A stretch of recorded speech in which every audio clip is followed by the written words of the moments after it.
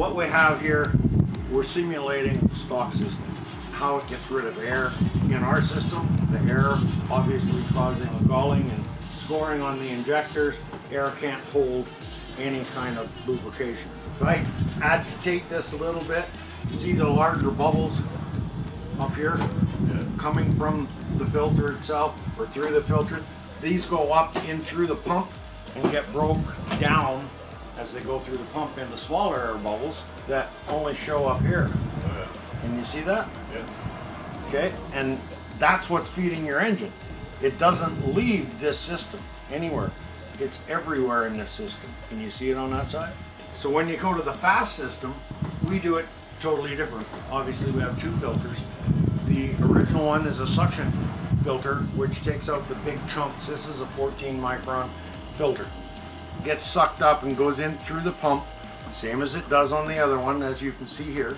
It's going up there, it gets broke up in the pump, and then it goes down into our mass air separator, where it actually separates out the air and the excess fuel and returns it to the tank constantly. So any fuel that's not used, the air is mixed with that and goes down into the tank, recycles, and actually kind of polishes the fuel because it just keeps going through that system. And it also goes through our extreme water separator, which takes out 99.9% of the water in the fuel, filters down to a 2 micron level, and actually is part of the process of taking air bubbles out and extreme vapor that's in that fuel. All diesel fuel comes with a minimum 10% air in it, and it's eating up injectors and pumps. Okay, we're now don't have a drain anymore in the bottom. That's because we're no longer using a coalescent filter in our major kits.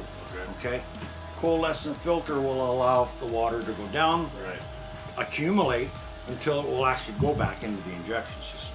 This system is a micro-absorbent filter that's built and designed for FASS. What it does is it acts kind of like a baby's diaper, and it absorbs all the water and all the dirt until it will actually do it until it gets to the point where it puts the customer on the side of the road if he lets it go that long. Far before he's on the wrong side of the road, he's going to notice a loss of power. We still recommend 30,000 mile changes on filters.